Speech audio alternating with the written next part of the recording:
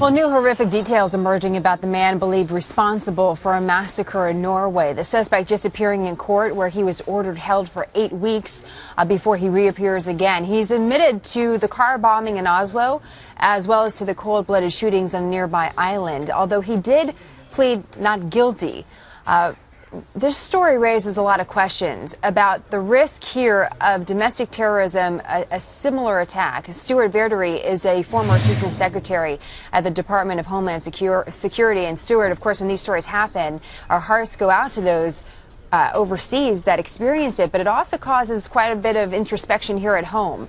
That's for sure. Take us behind the curtain a little bit. When something like this happens, what is the reaction of the Department of Homeland Security? What's the talk behind the scenes?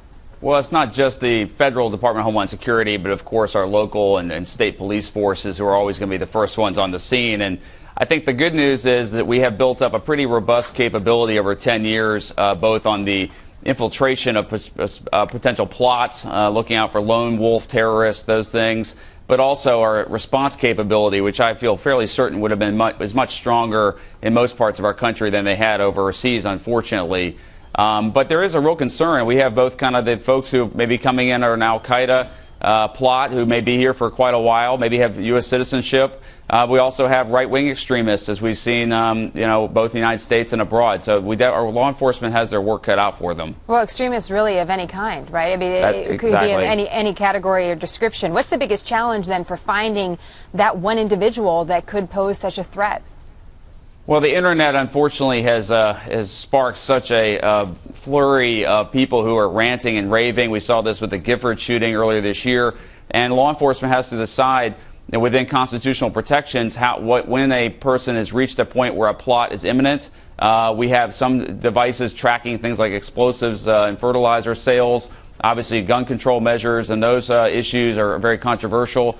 But I do think that the walls we've torn down since 9/11 between fighting terrorism on one hand and law enforcement activities on the other have made it easier for law enforcement to look at those types of plots and individuals who may be plotting things, who may be about to become activated. Well, it is comforting to know that there is a system, it seems, in place now compared to maybe 10, 20, 30 years ago. It's interesting to know, we were on the air, of course, when this story was developing on Friday, and there was instantly a lot of speculation about Muslim extremists in Norway and the relationship between the Muslim community that's growing there, and that's the direction that the story went, at least initially, and that can be dangerous, of course. Today on Capitol Hill, there's a hearing being held about the Muslim Brotherhood and growth here in America. And I'm just wondering, generally, are we too myopic when we're looking at terror and trying to prevent a terror attack? Do you feel that maybe we're too short-sighted in one direction here as we look at prevention and security?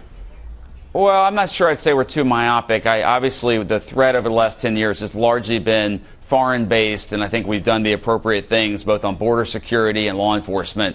But unfortunately, we're a big country. We have people of a wide range, spectrum of views. We've seen with the Oklahoma City bombing 15 years ago or so that people can use their legal status here to our disadvantage. And so law enforcement is pretty good at looking out for these things. In terms of the congressional work, there's going to be another hearing this week on radicalization. I think those are appropriate type of hearings.